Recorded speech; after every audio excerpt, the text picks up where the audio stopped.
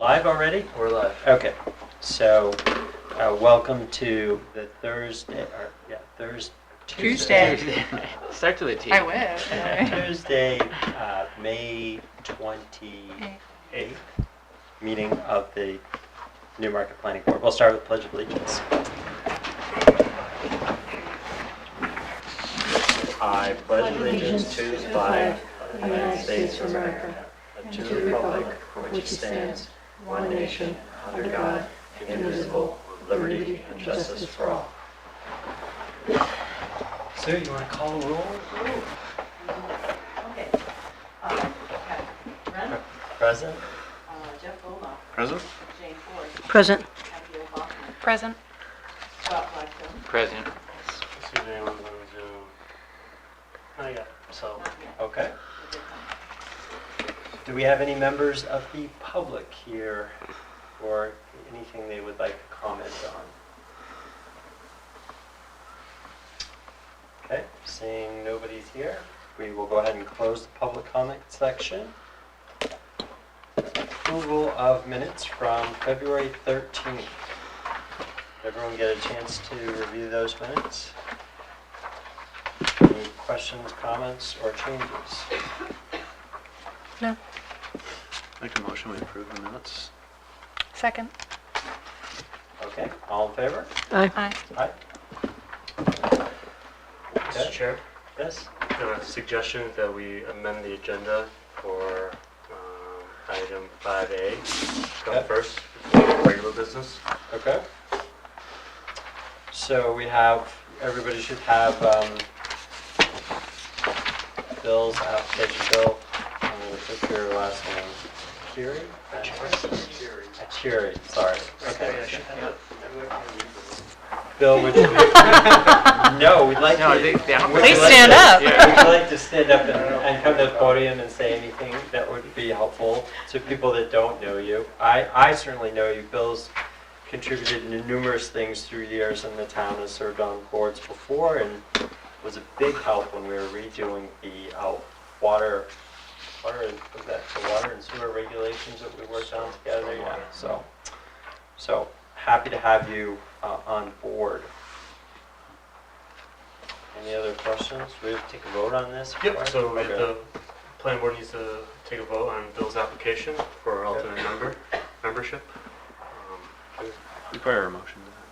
Yes. I make a motion that we consider No, So You should bring in Approve. sworn, yeah. to vote amend. to Yeah. vote. Okay, I didn't know. As an Well, alternate I didn't know if it member. needed to be neutral, a neutral statement, I guess is what No, you can, in the affirmative. I make a motion that we vote to appoint Bill Achiri as a alternate member of the planning board. Second.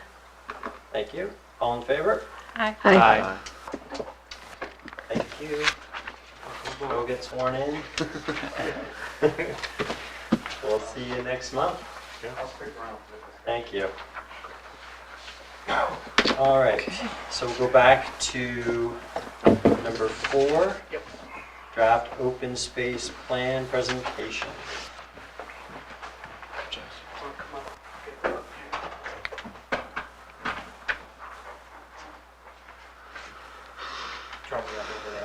No, right here's fine. Yeah, cool. I was just getting the plan ready. Awesome, thank you. All right, hi, my name is Jackson Rand. I'm the Senior GIS Planner at Stratford Regional Planning Commission, and I've been working with the rest of the staff at SRPC on the Newmarket, New Hampshire Open Space Plan. Just want to let you guys know the project manager for this project left SRPC just a couple weeks ago. And our executive director and assistant executive director are out this week, so I'm helping to fill in. I'm going to do the best I can to answer any questions and present on this chapter, but there might be some questions I might be sending back to my colleagues after, and we'll get back to you on anything that's left. So this project was funded by an NHDES Source Water Protection Grant. This open space plan built on the open space plan from 2007, I believe, that Newmarket had. And this open space plan is going to be incorporated into the overall Newmarket master plan update that's happening right now. The open space plan is going to be merged into the land and water resources chapter. We don't know exactly how that's going to look yet. We don't know if the content of this open space plan is going to be merged in throughout that chapter or added in as an appendix to that master plan chapter, but we'll be able to give you updates once we have a better idea on that as well. The biggest new thing we added, would you mind scrolling down to page 42? A lot of this open space plan is going to look very similar to the open space plan Newmarket already had. However, we added in this new co-occurrence analysis, which is the reason why it took a little extra time for us to get this in your hands before tonight's meeting. What this co-occurrence analysis is showing, we did one for land resources and one for water resources.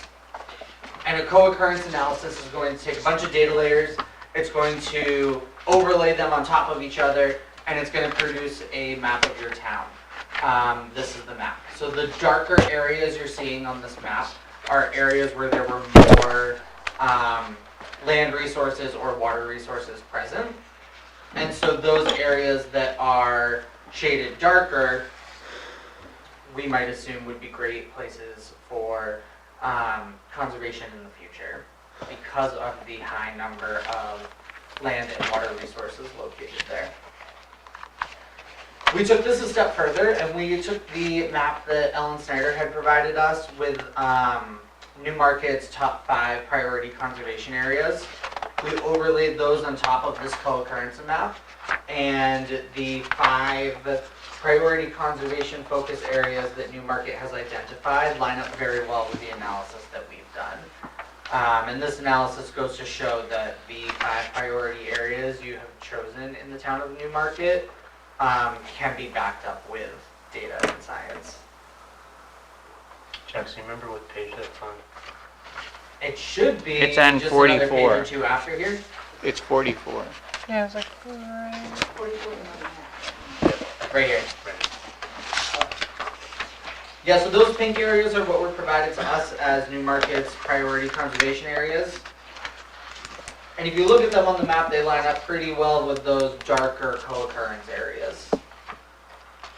So it's just going to support that the priority focus areas that you guys have chosen for yourselves in the town of Newmarket, we have data and analyses that can back that up as saying, yes, those are the most important areas for you to be considering. It's a great addition. Thank you. When you talk about water resources, do you have aquifers on there? Yes, so there is an appendix. I don't think it is attached to this document yet, but it shows what data goes into each the land and the water co-occurrence. So you will be able to review that list of data. One thing that I was going to say about some of these maps is they're fantastic. But the only thing that I find difficult, and maybe it would be later in the, separate from these ways to present the data, because it's nice to see like a view of a habitat kind of unfractured, I guess you could say. But it would be interesting to see this with like a darker tax map line under it, so you understand the ability to conserve within those areas. Okay. If they're a high priority, I don't know if other people agree, but some of the high priority areas might be, half in a subdivision where there's really not a conservation, no ability really to do much there, but there might be some of these are in large parcels that, so I don't know if this is overlaying. I noticed that on a couple of the other maps as well. Mm-hmm. Yeah, so this analysis was meant to be more of a high-level analysis that doesn't get into parcel-level data. Mm-hmm. We will be bringing this analysis forward into that land and water resources chapter that I was talking about. So there is potential to do a little bit of a deeper dive there when we get to that chapter. Okay. While we're here on the co-occurrence maps, does anyone have any extra questions for me about them?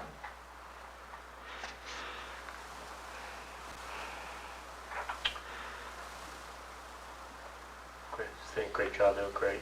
Thank Really you. highlights, and it confirms, like you said, those priority areas, so excellent. I think it's not that hard to interpret, so it's a good job.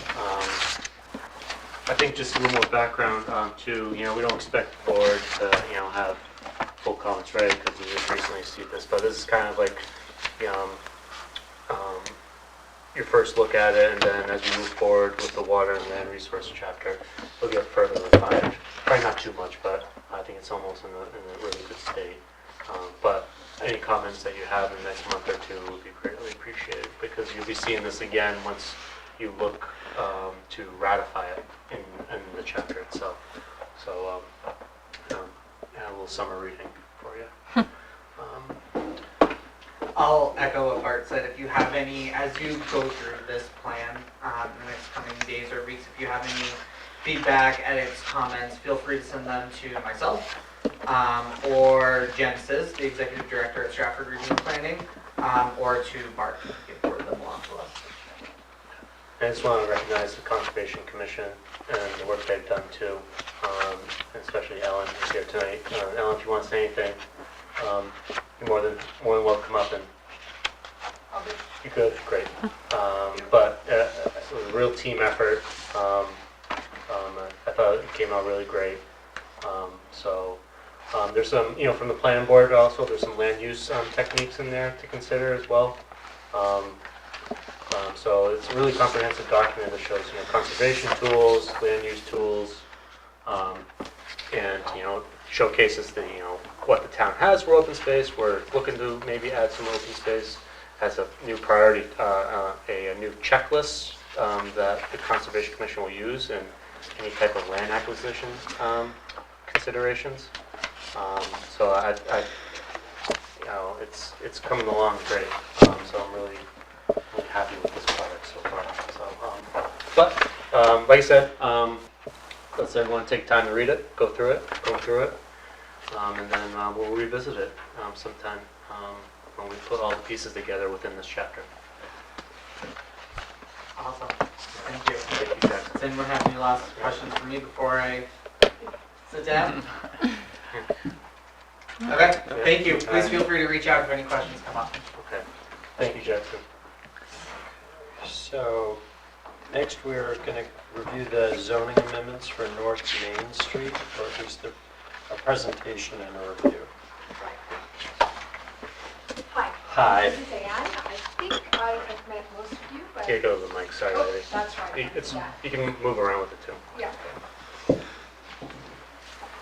I'm Ivy Dan, and I am a land use planner in the state of New Hampshire and other places as well. And I was hired by the Stratford Regional Planning Commission to be the subcontractor for new zoning code for the town of Newmarket. And I was explicitly sought because my specialty is what's called form-based code.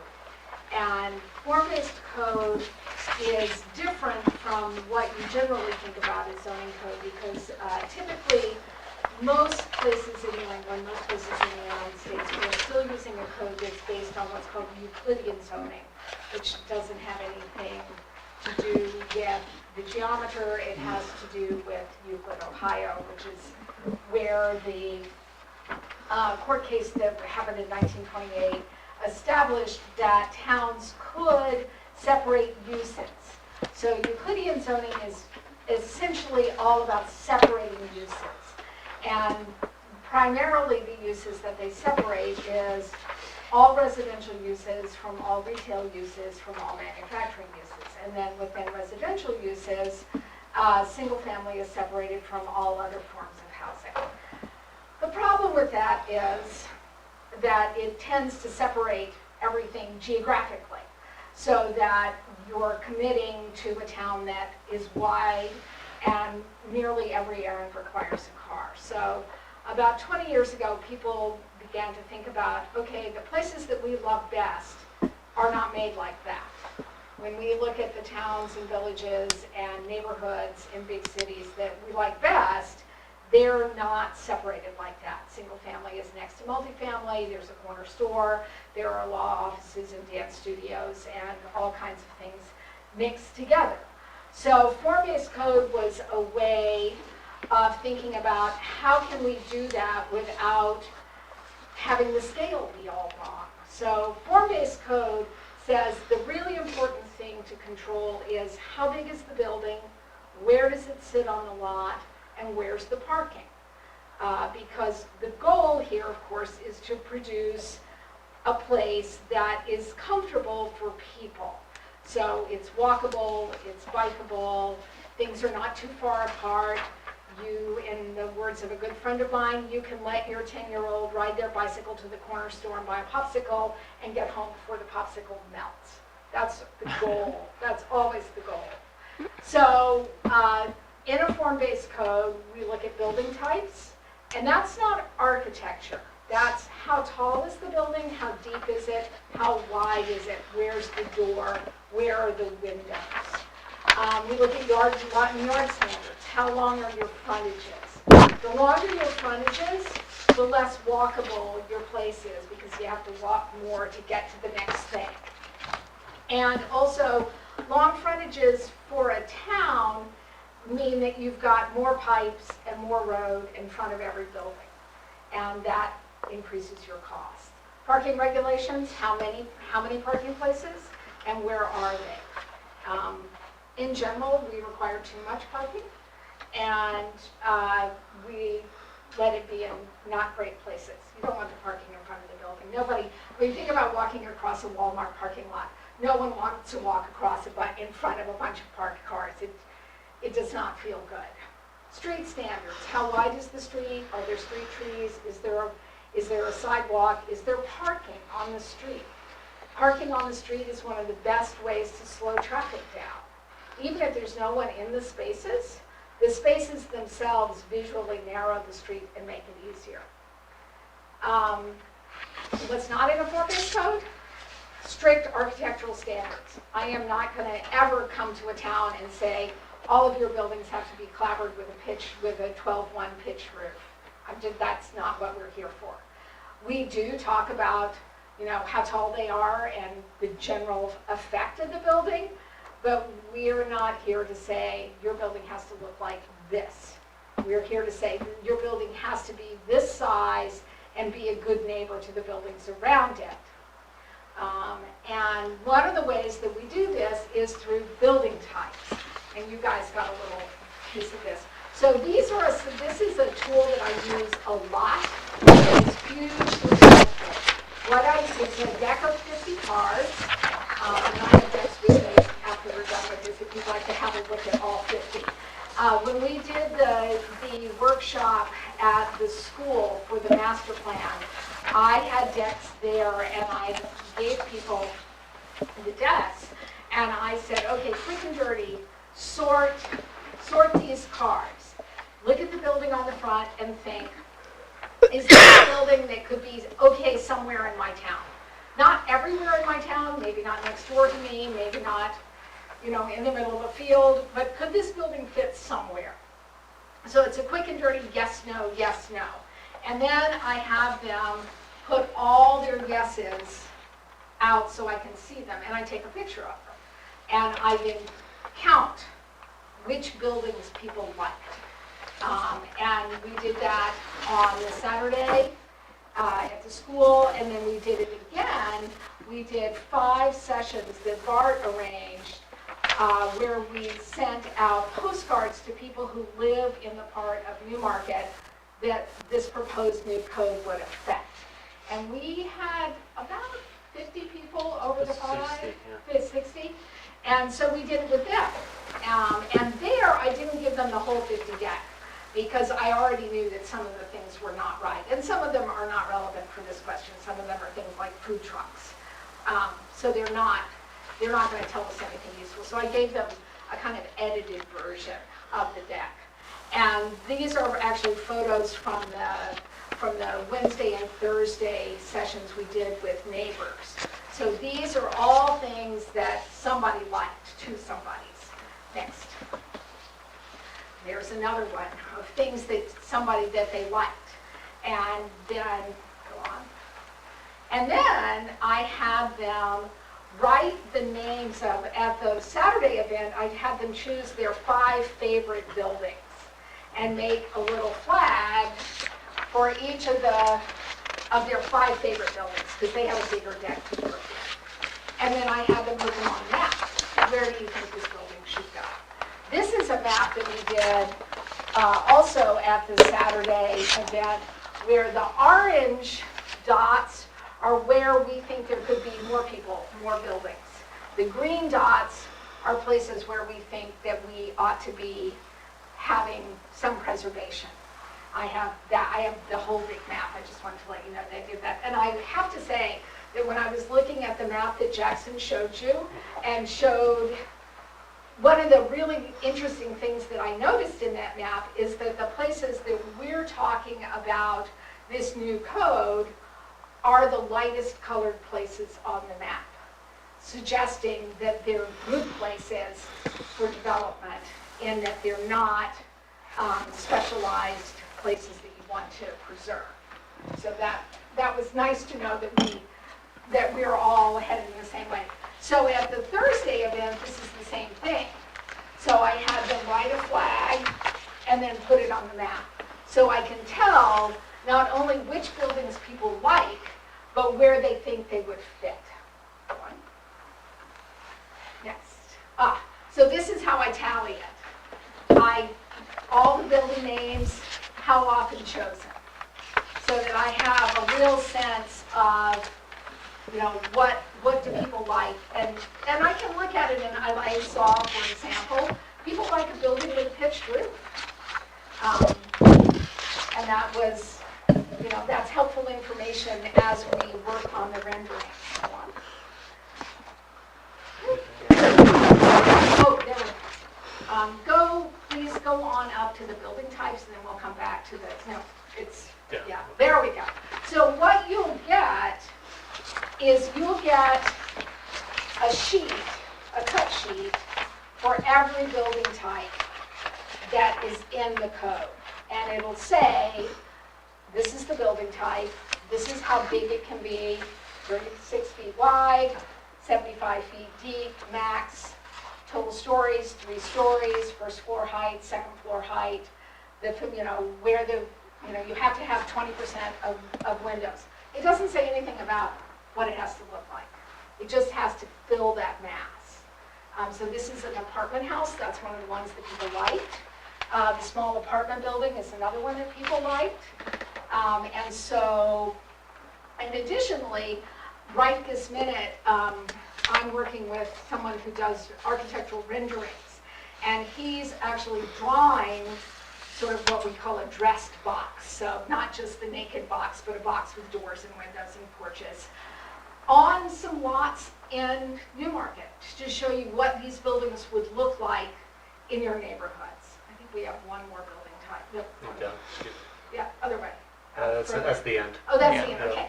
So street design, one of the things that is part of my remit is to think about street design particularly for new development.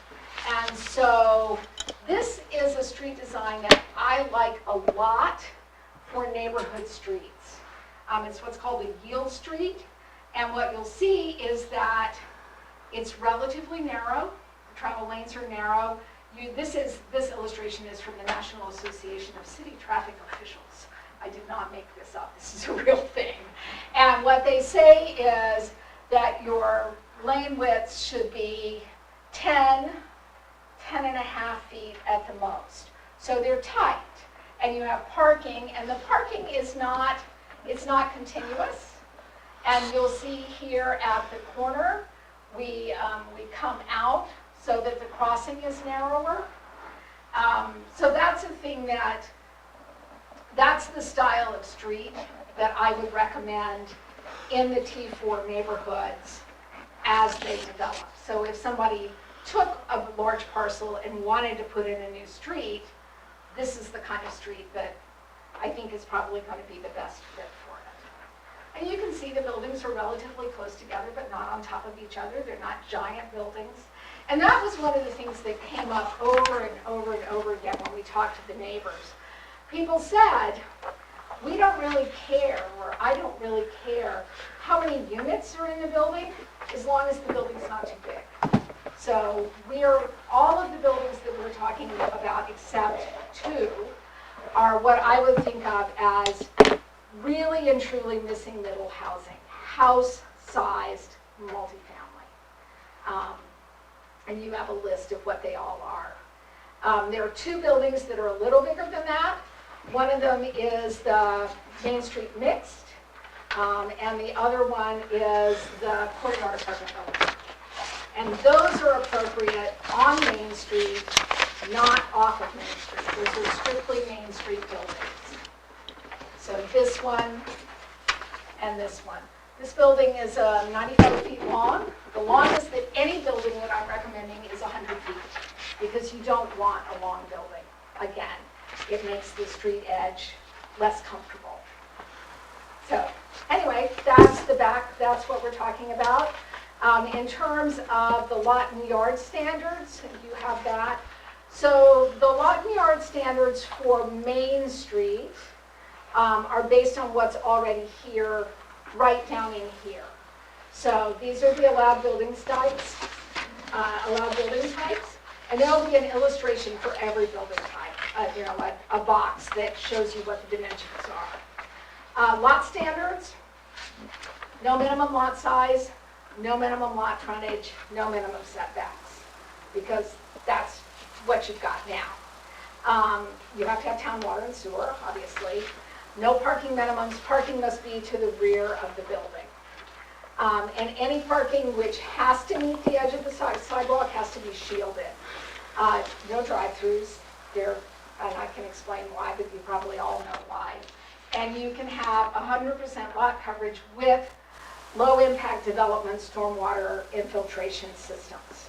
So if you are willing to do the infiltration, you can put stuff all over the lot. And that's very typical for a Main Street environment. Allowed uses, pretty much anything except new single-unit residential. And the reason for not allowing new single-unit residential is because this is the part of town where you're going to get the highest yield. So you don't want to use up a lot with a single-family house. There are plenty of other places to put a single-family house. I'm sorry, can we just go back for a second? Sure. What's your definition of Main Street? My definition of Main Street for this purpose is 108 to here and then on down. And we have a map. Yes, thank you. Okay, so this orange bit, that's what we're thinking about as T5 Main Street. So it starts up at the Durham line, comes down, right down 108, and down to as far as the And Exeter car Road, wash. right near the water tower. Yeah, down to Exeter Road. So, kind of want to pause here. So, the original scope of this was this area right here, North Main Street, 108, and then going east right here. But, in the current future land use chapter, it has the whole 108 corridor as being one zone. That's how it is currently. And so it made sense. Which is what we call the north and the south gateway, right? Yeah, So yeah, and the north, south would be, yes, in between the north and south gateway, one Yeah. corridor. This is kind of, these are my observations confirmed at the visioning. People like to see that similar. yeah, people were sticking buildings, people were happy they were putting buildings down here. And that's not all the way to the south end of town. Not right now, I mean, no. that's- No. So right now, we stopped right here because we just want Yeah, to we have a comment. stopped at the car wash because that seemed like Yeah, the right place, because it opens up and changes at that point. But yeah, as Bart says, people clearly thought that all of this was part of the same feeling. And then here's an interesting thing. So this is T4, and in the original scope, the dividing line was down the middle of this street Oh, here. sorry, you can move it around. Oh, I can? Yeah, Oh my gosh. yeah. So have fun. That's wild. No, I can't. Oh, yes, I Okay. can. Now I can move it up. Up? No, I can't. I'll help you out. Let me help you out. Okay. we can do it. Anyway, Yeah. initially, when I came on, the dividing line for this new zone that we were going to create was right down the middle of the street. which, as I said to Bart, best practices are don't do that. Never, ever, ever do a dividing line down the center of the street. But what because street is that? That's gone. That's Gonic. So we, and Gonic, okay. this, we happen to know that there are covenants here, so there's really no point in talking about that neighborhood. That Okay. neighborhood is all it's gonna be. It's not gonna change. So we pulled it back here. So these are all the places where there might be development eventually. And that's the thing that I was saying to Bart this evening, is that one of the things to remember is nothing is going to change overnight. I mean, you'll get new buildings as places get developed and redeveloped. But it's not going to be, this is not going to fill up with houses in the next 5 years. Yeah. Is there a difference between the two shades of red? Yes, there are. Oh, this one and this one? No. Yeah. No, I ran out of I need a new set of Marker copy. malfunction. I need a new set of copy pens. It's like, where's the T3?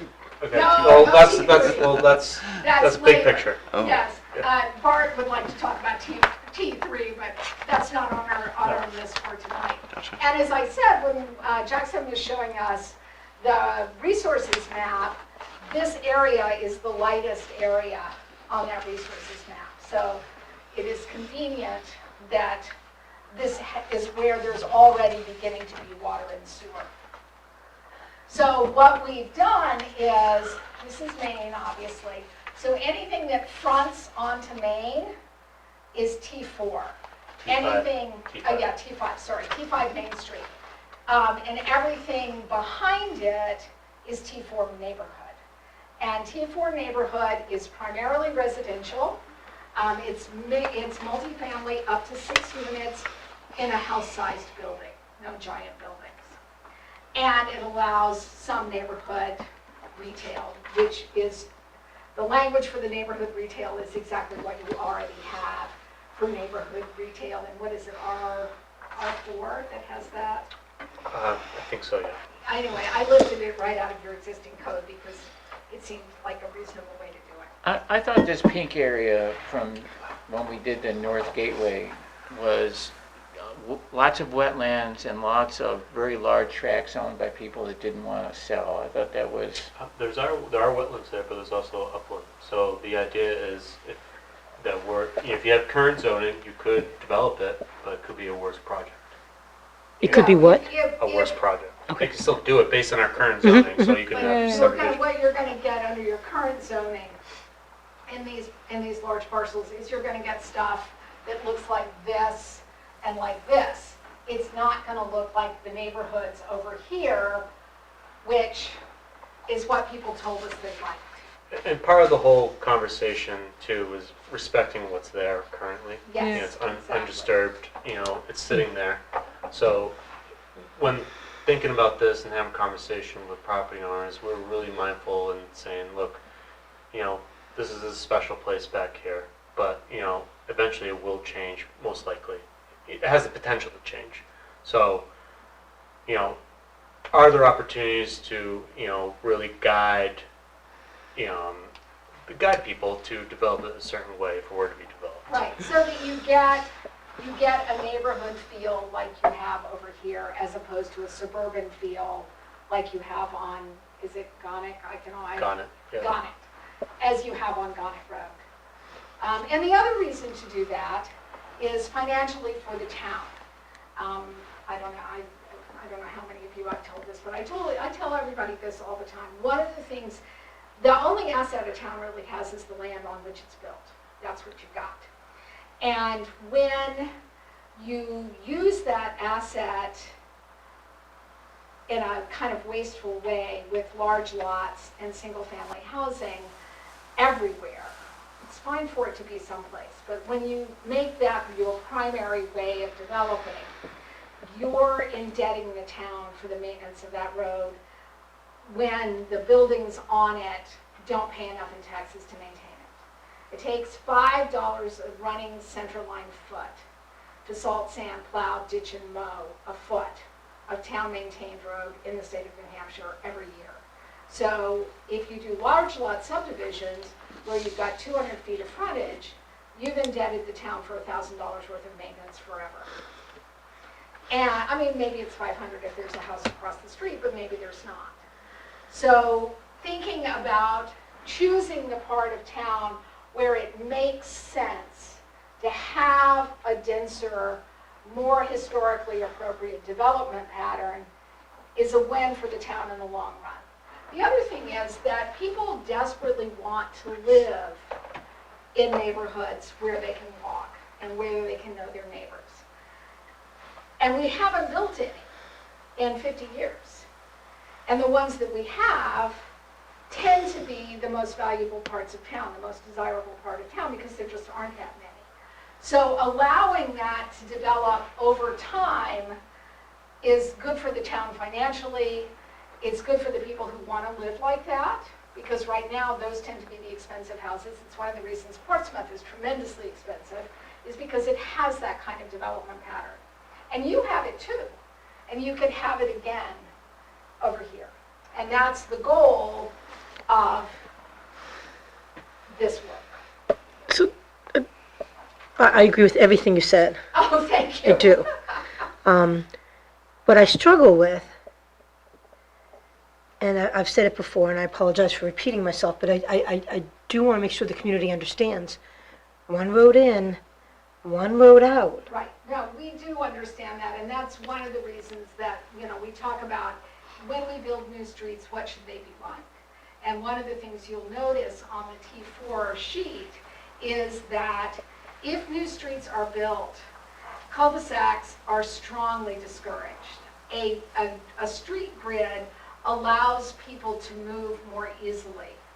But we can't get there from here. Well, I Just the way, and I'm just trying to be realistic Yeah, about no, I how the understand town that. is present, hang on a second, Yeah. how the town is presently set up. We've got Great Bay, right? It's like, unless you build a bridge, I can't get there from here. Yeah. The only way you can get in and out of Newmarket to get anywhere, you gotta go down 108. And you can't get out of Dame Road now. Well, I mean, there are ways of handling that as development comes. I mean, there are ways of handling those intersections so that they are easier to manage. I don't think, I understand your thoughts, and I'm not discounting them. I do think that there are ways of managing it. How? Well, rotaries are one. Now, a roundabout at Dame Road would make that intersection way easier. Because You now, haven't, I think, what was we having discussions, it is about trade-offs too, 100%, and I get that, but Yeah. I just think as we're talking about, and I totally get the tax issue, right? Yeah. I totally get that.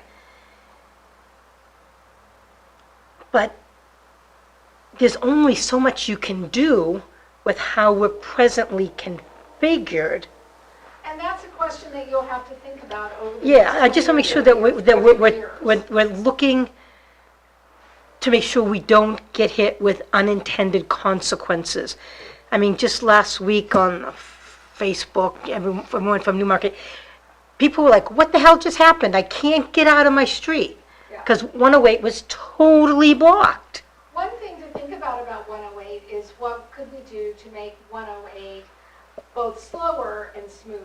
And there are street design things that can be done. I mean, street design, I know enough about street design to design some streets. I am not the person that would solve that problem for you, but I do know that there are ways of designing streets so that they move both more slowly and more smoothly. And part of it has to do with how you handle the intersection. But I'm hoping that that's going to be part of our total look at it, to make sure we understand that. Yeah, and I think it has to be, and I think also, we have to give people more reasons not to use their cars. Yes, and that's the other thing, is that in neighborhood, people really will. For local For local jobs. for Yeah, local I was going to say, jobs. to go to work, we all got it, yeah. You come from Kittery. Don't use, I know you don't use your car, but. But he uses his bicycle when he gets here. But my point being is, we want to incentivize all alternative modes of transportation. If you're in town, Mhm. most likely going downtown. not using your car. If you do that, and then I think that's, a lot of it. And then as you create a little more density, maybe there's more demand for public transportation. And there's more demand for smaller shops, smaller neighborhood shops. I mean, back to letting your kid go get a popsicle. As we get more historically appropriate development patterns, then it is easier for people to do some of their errands without a car. I am an old lady, and I got myself an e-bike 2 years ago, a fancy new one. I hardly ever use my car to go downtown anymore. And I do not live in a place that has great bicycle infrastructure. In fact, it has no bicycle infrastructure. But because the downtown where I live is relatively, the traffic is quite slow because of the way the streets are designed, it feels safe to do that. And I think Bart's absolutely correct. As we work towards a historic development pattern, it's easier for people to do some of their errands without the car every time. Whereas if you live out here, you're driving your car every time you go to buy a quart of milk. And what we want is to allow this to become a place where maybe you could walk and get that quart of milk, or maybe you could ride a bicycle and get that quart of milk, or maybe you could impress your 12-year-old to go get that quart of milk. So, Like, is there, I mean, clearly there is only so many jobs in Newmarket. Right. And so many people live here. Right. And if we keep increasing the residential Yep.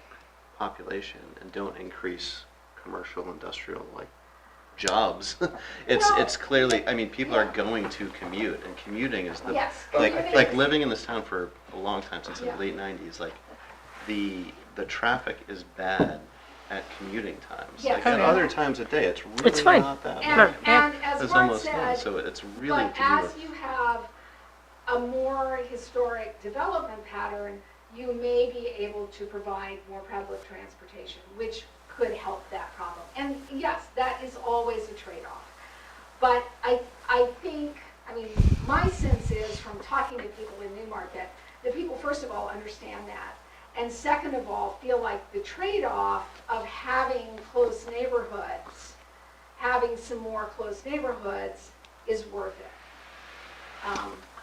So I think also we got to think about what our current zoning is now and what can be done. I think that's what this build now analysis that we're going to get from SRPC is going to help us out. Under current zoning, what can be developed and where are those spots? Where do we want to protect? Where do we want to incentivize future development? It's going to happen no matter what. So this is the opportunity, I think, because you could make it more restrictive, sure. You always could do that, but is that what's best for the town? And, yeah, Could be. I don't know. Yeah. Maybe, and maybe maybe, not. yeah, that's exactly. the thing Maybe, that maybe you'll not. have to I mean, decide. For my It depends sense, what you want. yeah, it Yeah. depends on what you want. But what people have said so far is that they really do value that historic development pattern and would like to see more of it, as opposed to seeing suburban sprawl. No one wanted to see suburban sprawl. So can you, just for everyone in the audience, what's your definition of historic Okay, development? so a historic development pattern is what you've got going, oops, I Right. touched it. I know I did it. Oh, you did it, Yeah, oh, good. I was helping you. So, like here, where you have small lots, short frontages, that's a historic development pattern. Because when people laid out streets in the 19th century, they understood that the length of the street in front of the building was what was costing them money. So you'll notice that most of the lots have narrow frontages and are deep. That's a historic development pattern. This is a suburban development pattern. And this right here, this is a problem, this is a whole different problem. Because what, if I am correct, this is a PUD, right? No, it's open space. Yeah, subdivision. open space residential development, that's the other way to call it. So what happened here is, there was a large lot, I don't know how many acres it was, and your current code allows the developer to cluster the houses on a cul-de-sac. And that's what they did. But it requires that all the rest of this be put into conservation. And this was all the go for years. every town I go to has an open space residential development. But notice what's happening here. So here, we've got water and sewer here, and these are places that might be developed. So it's likely that water and sewer is going to come out here. This land can't be developed.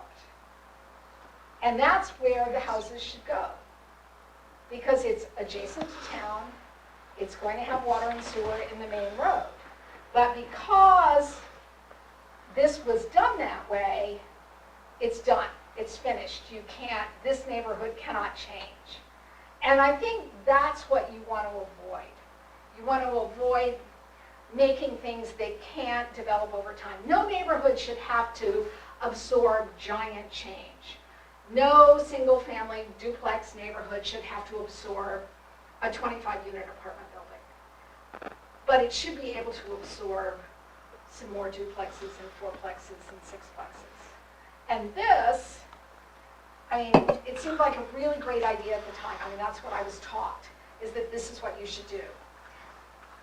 I no longer think that's a really great idea. I think you should only do this if the land that's that gets put into conservation is adjacent to existing conservation land.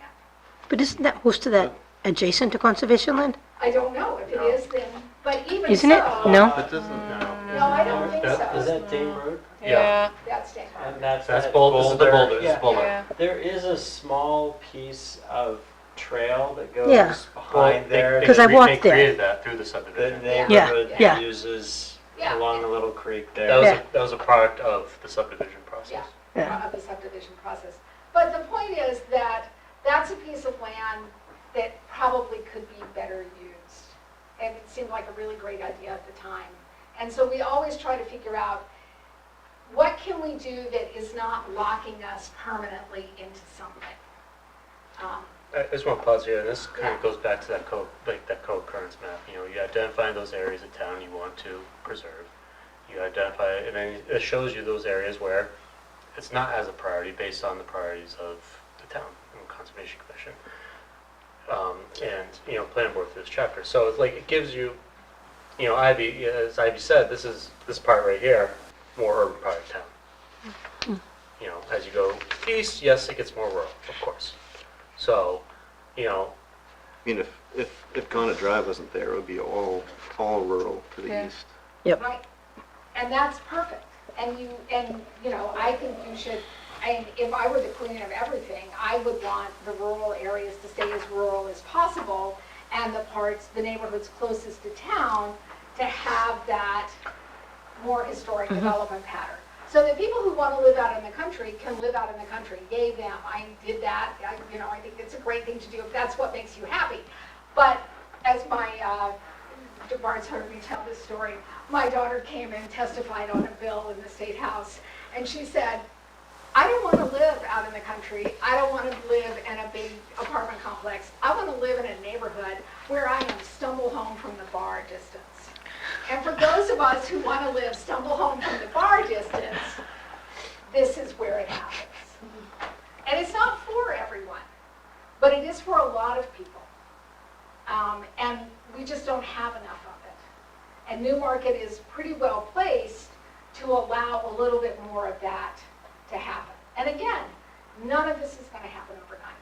But what will happen in time, if you don't change your code, is you're going to get more of that and more of this and a more suburban pattern, which is neither financially good for the town, not particularly good for the use of the earth, and doesn't satisfy the urge to live in a neighborhood. What do you mean when you say not good for the earth? Well, because it requires you to take a car everywhere you go.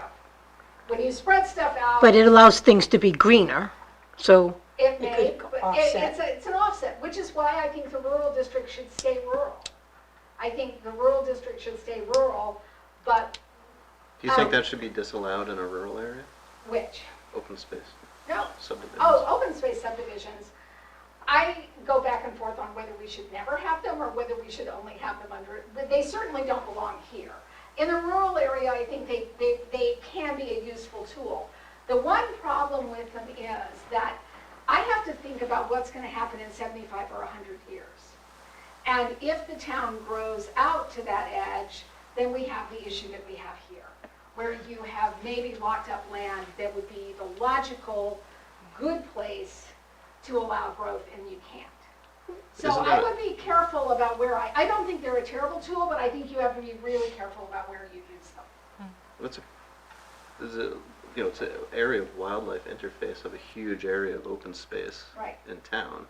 So it does provide wildlife. It does, but it is, Passage. but as the area around it becomes developed, then that's less useful for the wildlife.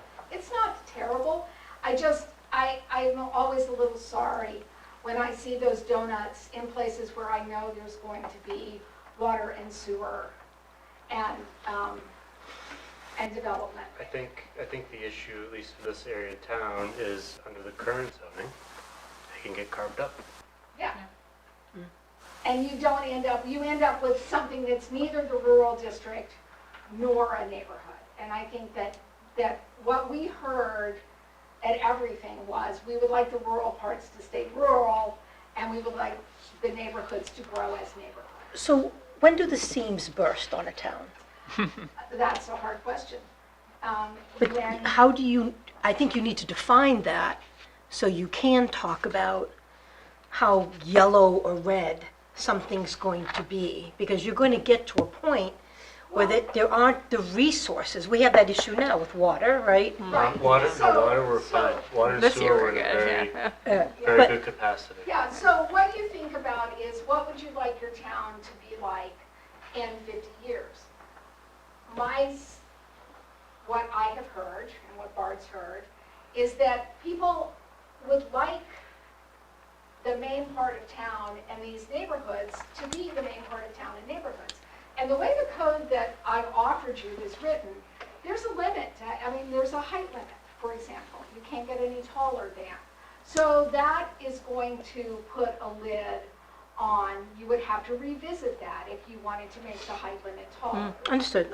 I think, And you can, for example, we've said a lot is 10,000 square feet. That's actually a fairly large lot. I've actually, and maybe Jackson can do this for me. Can you figure out what the median lot size over here is? Because I'm sure it's less than that. It would take me some time. Oh, well, I can do it then. I know how to do it. so, quick question, and I promise I'll be quiet. No. That's So, why I'm as we here. develop, are we talking about, like, for example, we just approved the senior living or 55, and then we were like, oh shoot, every time there's a 911, we have to dispatch the fire truck to go with the ambulance. And so when I talk about unintended consequences, do we now move away from a volunteer fire department and now we have to full-fledged fire department because we have so many more people? Do we have to increase our schools? Obviously. Do we have to increase the fire department? Do we have to increase the senior center? So a couple of points. One, a lot of the ambulance calls, I know ambulance calls are different than fire calls, because ambulance calls you get reimbursed. It's going to the Pines, it's going to all the senior centers. So a lot of that, so we're starting to see the consequences of more, development, That's what I'm talking promoting about. that. Yep. So now, in addition to that, the schools were about 150 children short. So the town's made a lot of investment. That changes every year with different projections. Understood. So, but as of right now, after my understanding, talking to the superintendent, you plot the 150 children, staff wouldn't have to change. They have the building capacity. And the other So- thing to remember, doesn't answer your ambulance call question. Right. The other thing to remember is that household sizes are smaller. 30% of all households are a single person. So even though you add more housing, you may not be adding as many people as you think. The other thing is 60%, I think that's right for Newmarket, it's right for most of the towns I work in. About 60% of your households are one or two person households. 20% of households have children, school-age children. So if you added 100 housing units, we'll call them, I wish there was a better way to describe the thing. If you add 100 housing units, 30 of those are going to be occupied by one person. Another 30% another 30 are going to be occupied by 2 people. And then 20% are going to have school-age children. Probably only, I think it's 1.3 now per household with children if you average it out. So, while yes, more housing units does mean more people, it doesn't mean that every one of them is going to be full of 4 people. All right, and so 4 children. to that point, though, I'm looking for what I saw. The largest amount of the people that replied said that they had been here 10 years or more. Right. Are we building the right houses so it's going to stay 10-plus years or more? Or are we building housing that, oh, I'm going to stay there because I'm single, and then I'm going to go move to Newfields because I'm going to go buy a single-family home? I just want to make sure that we're not going to be laying a foundation, for lack of a better way of saying it, for a transient population so they can go to a suburbia. I think it was the verbiage that you had used. Well, here's one thing to think about with that. I think that people who move in and stay for 5 or 6 or 10 years are more likely to live in a large apartment building, one of those 40-unit buildings, and you have some of those. What we're talking about allowing is single families, duplexes, triples, and 4, maybe 6 at the outside. So it's a different kind of housing, and those could be condos. But you had said 1 to 2 people. Yeah, those 1 to 2 people are going to stay 1 to 2 people. Those 1 to 2 people are 1 to 2 people forever. It may not be, maybe my daughter's she's been a 1-person household for 15 years. Maybe she'll get married and she'll become a 2-person household. But somebody else is going to be that 1-person household. Those percentages stay more or less the same. And I think that one thing that we've heard here, and that I certainly have heard everywhere, is that what we need are more smaller units. More smaller units. And if you think about... I didn't hear that. I've heard that. Yeah, no. I've heard that From that session I was in with you, I didn't hear that. No, I may not have heard it that time, but I did hear it at others, and I heard it on Saturday. And, older people saying, I live in a big house, and I would like to, my husband and I are in our 60s or early 70s, this house is getting to be too much for us, but we would like to stay in town. And that's where those smaller units are valuable. And then that frees up a big house for that person who was living in a smaller unit and now has a wife and maybe they want a baby. Right now, the problem with the housing dance is that it's all clogged up. It's all clogged up all the way up and down. We have people that could afford a more expensive unit if that unit existed, but it doesn't. We have people who need smaller units and they would move and empty a house if that smaller unit existed, but it doesn't. We have people who want a bigger building and would move out of their little apartment into a bigger building if that building existed, which it doesn't. So the goal, particularly with the T5 code, is to encourage a mix of buildings. It's not all single family. It's not all anything. One of the things that's in your packet, which is a little outside the scope of the T5 conversation and the T4 conversation, is the cottage court. You've got a sample code for a cottage court in your packet, and the cottage court is a building form that works for a lot of people. And right now, hardly anyone, I got it right here. hardly any town in New Hampshire can build a cottage court because the codes just don't allow it.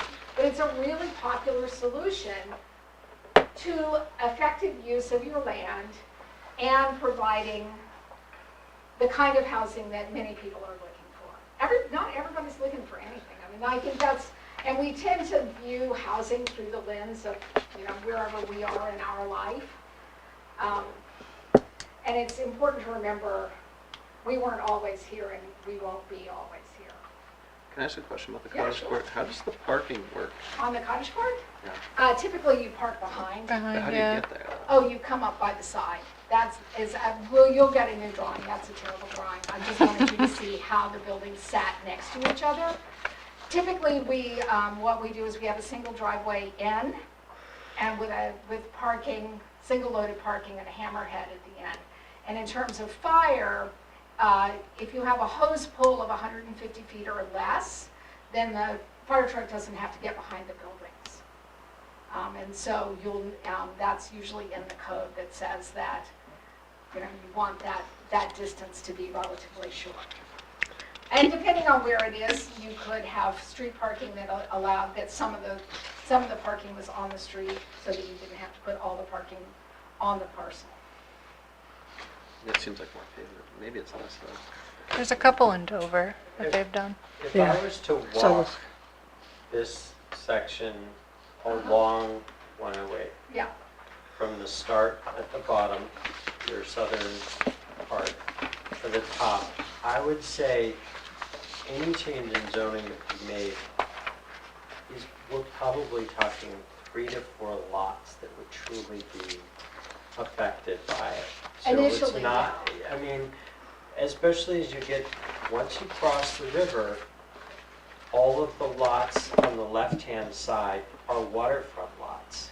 So that Yeah. you're unlikely to get, they were made into skinny lots. It was Right. one big farm, a lot of that was one big Right. farm, and then it was made into skinny lots so that each person would have their access to the waterfront. So chances that you're gonna be able to redevelop that into much other than what it is, which is a house on the water, which is what a lot of people want. Right, and that's So again, that's why I say, we talk about a dramatic change, but really, we're not. We're No. really talking about, there's one lot at the north end that they're there's- very eager to redevelop, Yeah, there's some but the out there. zoning isn't Yeah. for them right And now. these, I mean, in 25 years, there might be a fourplex. There might, Yeah, I mean, but yeah, it's not gonna change. it's not very Mhm. fat, that's the Well, problem. I that mean, those- they're fat enough to put a fourplex on. those- So, those yeah, are, this but- is kind of like this area in the brown, there's no lot, so it could be reconfigured too. Yeah. Yeah. So, because of the lot size, they're more generous, you don't need as much area to do this. So the idea is, okay, if that's the case, we'll have these certain building types, you're gonna front load it up to the road, because as you pointed out, it's on The the back is Lamprey in the wet. back, so you Yeah. can't build back there. Yeah. Right. So you kind of, Well, and this is valuable because people want to be on the water. Right. So they And- don't and- tend to want and- to lose and that. Exactly. And until the land is worth more for a fourplex, then they're gonna stay as they are. We're trying to think 25, 30 years ahead. If things are redeveloped, how do we want them to be To look, redeveloped? yeah. And what we don't want is, we don't want a stroke. We don't want a suburban road with big retail or big apartment Right. buildings. We don't, people didn't want that. I wouldn't want that. I wouldn't recommend it. But yeah, you're right, it's not gonna be fast.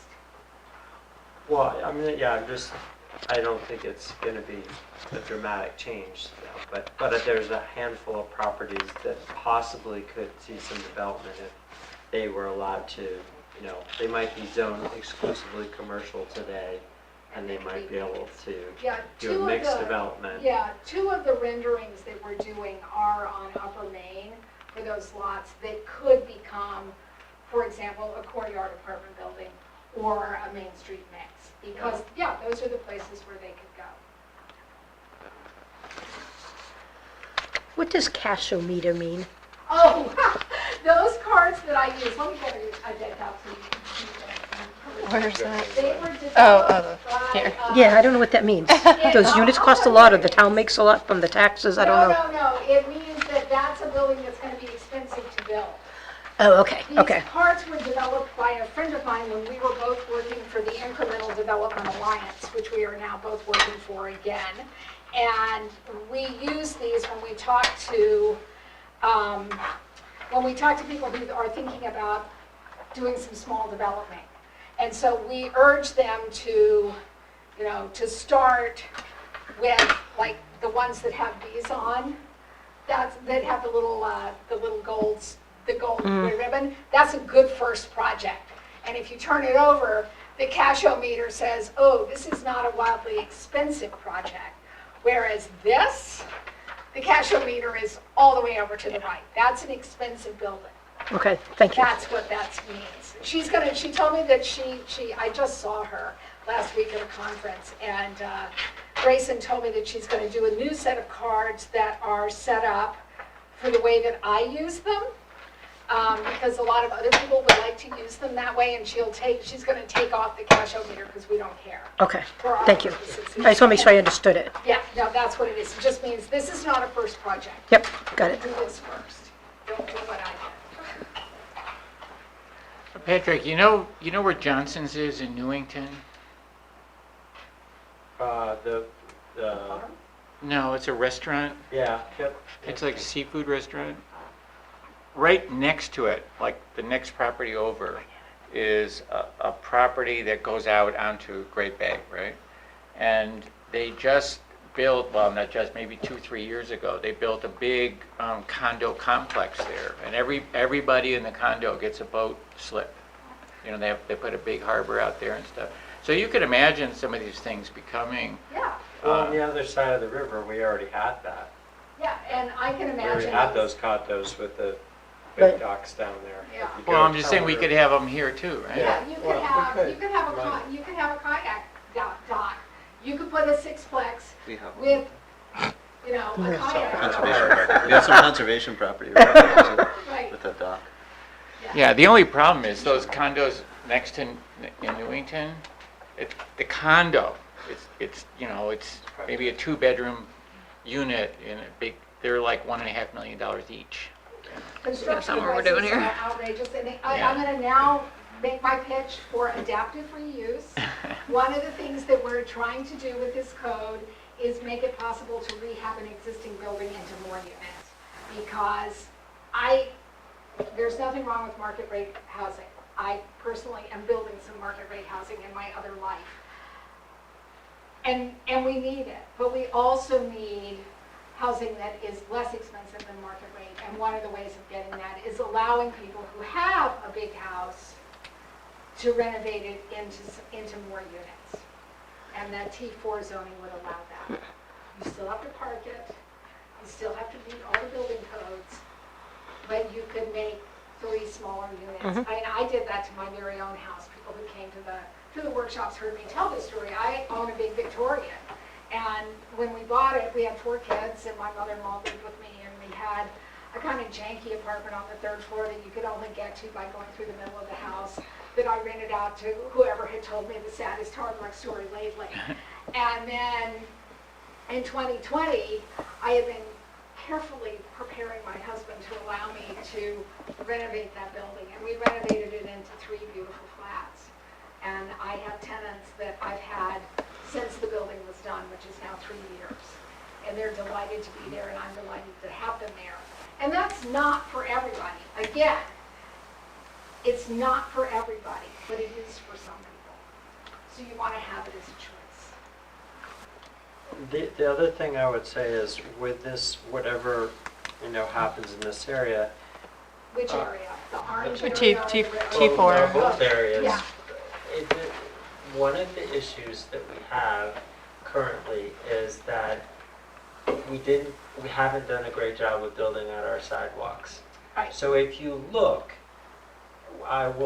if you look up where the elementary school is, right, that is connected to downtown. You can live in those, what you might call traditional suburban areas, and every day you will see people walking to downtown from there. And it's because they can do it. Because they can't. Because our streets, honestly, they're not safe to walk on. Right. You need a sidewalk. People drive way too fast and they don't pay attention And to you'll notice walkers. that both those codes call for sidewalks. Right, So so- as development happens, you do want to, yes, But that's. even without, I'm saying that I feel like that's one of the missing things with our existing. So the sidewalk could be built now. I don't want to Absolutely. wait until the I think you houses are should. built. Yes, no, I think you that should. needs to be a key part of this plan, is talking about how are we building the sidewalks to connect every neighborhood? Because people will not drive if you give them the option, but they don't have the option right now. They And you're can't absolutely true, safely and walk. Bart So- would know better than I how you would structure that So right now, yeah, into your plan. That's outside the Because we scope. talk about it all the time, but Yeah. we haven't built any Right, new that's sidewalk in outside a the long time. scope of what I do, so that's a Yeah. question for So- Bart, but you're absolutely correct, you do need to fix that. Yeah. just to shed some light, then we do have a capital reserve fund for sidewalks. So every year, money, I'm not sure if it got, I think it got some this year, but, Every year we do some. right, so money's put inside every year. It costs a lot, but there's also a sidewalk plan as well, and that's looking to be updated too. So it's in the works. You know, maybe there should be more emphasis on it. I would not disagree.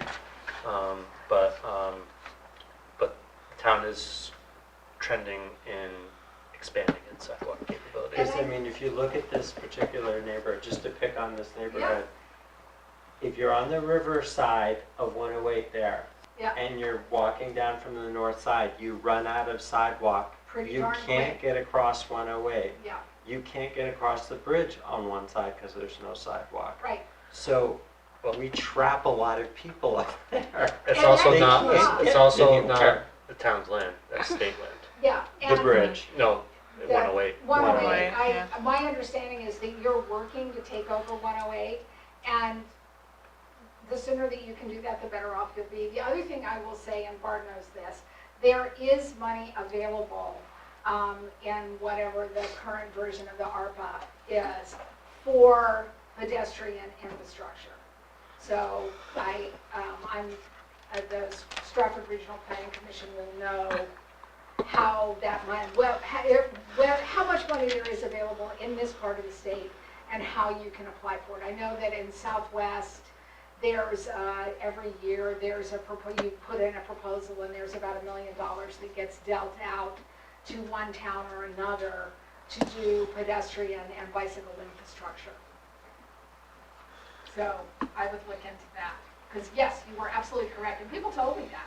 They're like, we would like it to be as easy to walk up there as it is right here.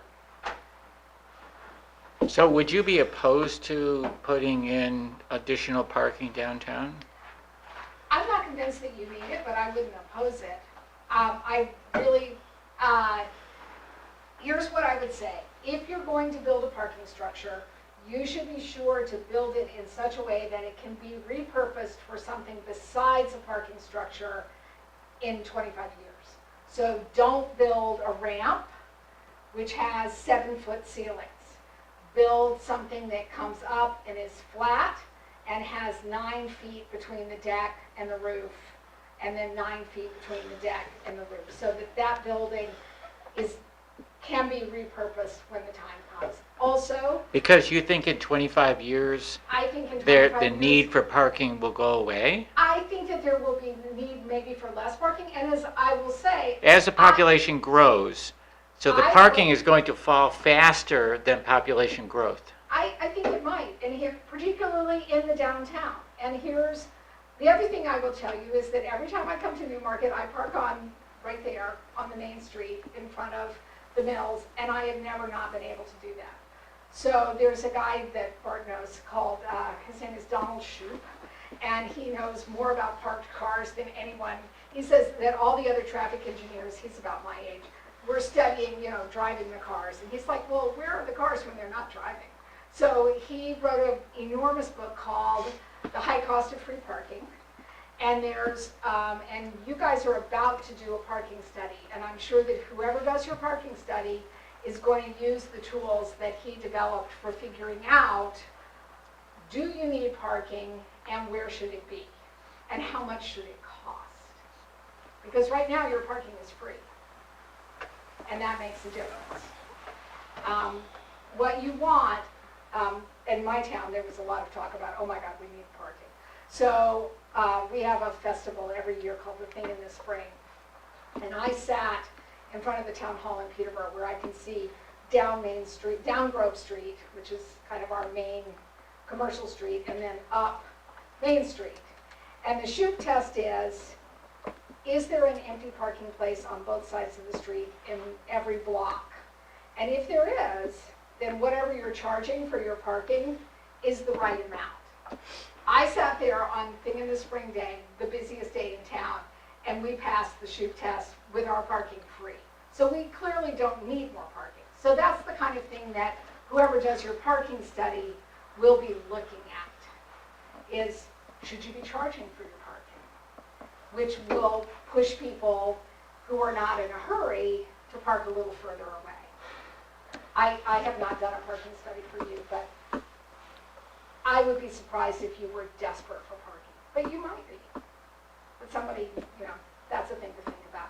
But I never, always think about your parking structure as a structure that can be used in another way if that becomes useful. And the other thing is always make sure it has liner buildings. And so the part that faces the street, put little shallow retail in front of it so that it's not hulking over the neighborhood as a parking structure. It feels like part of the street.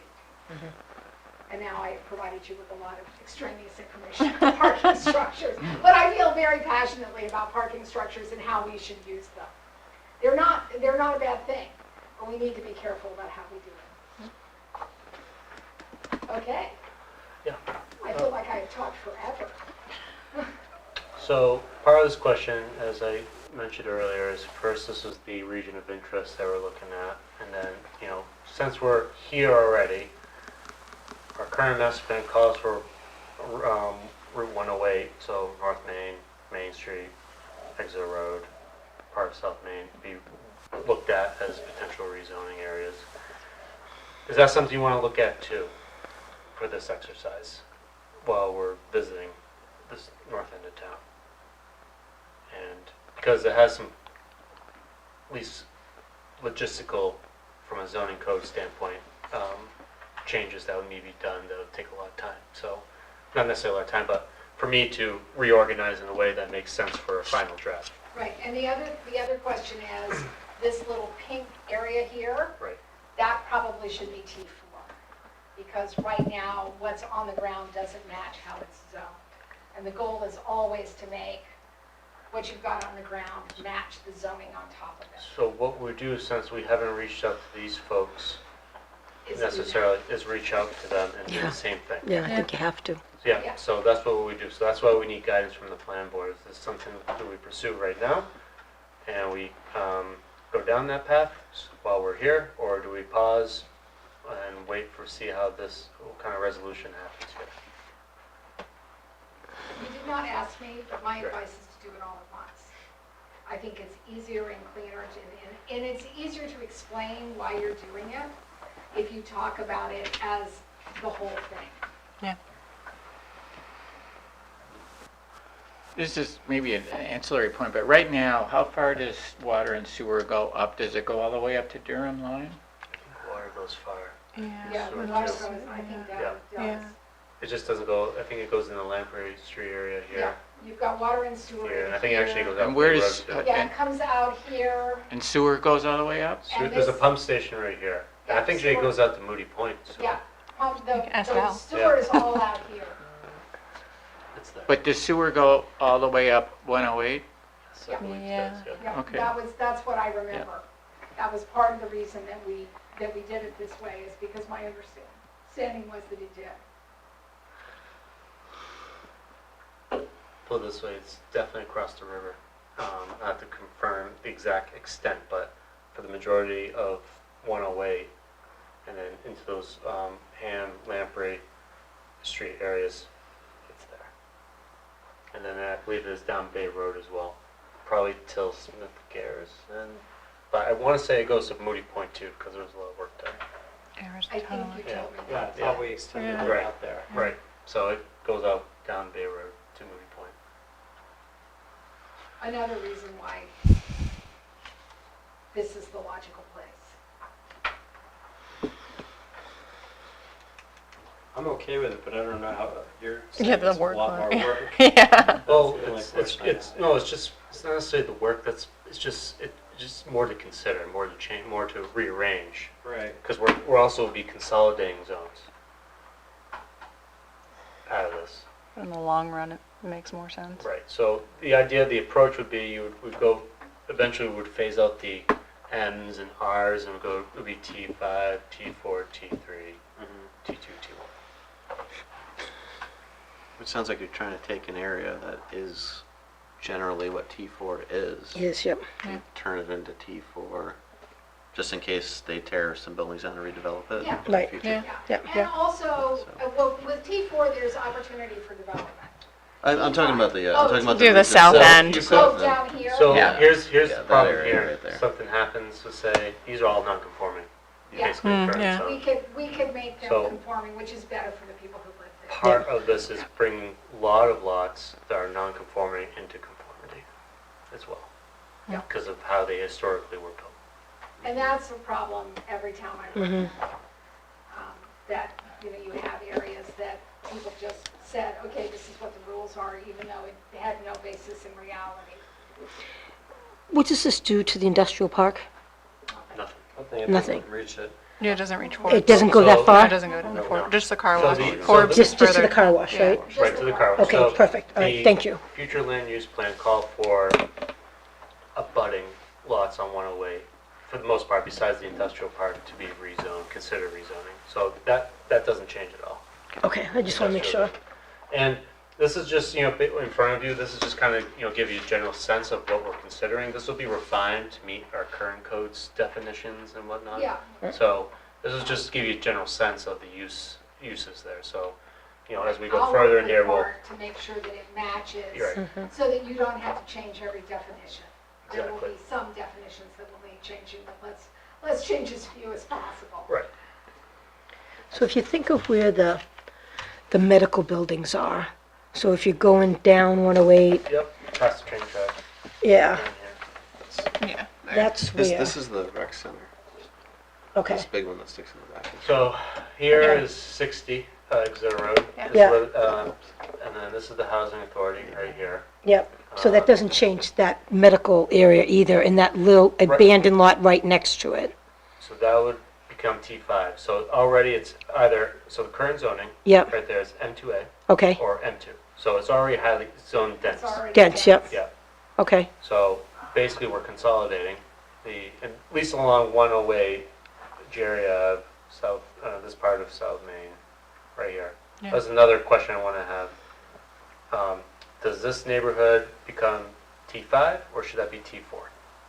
Because that you'd be creating an island basically. And the Right. problem here is it abuts 108. So for instance, this is why we thought maybe this should be a T5 zone. Because Well- the lots touch. Touch 108 Yeah. Yeah. okay, right there. They're like way up. You know, as you Yeah, see, they're really I high. they're up colored- higher, right? I colored it orange because Well, that's what I it's believe. like that. Yeah. 108's right here. Yeah, Yeah, and they're it's up higher, higher, that's what I was yeah. asking, And then okay, Tasker is right there. Yeah.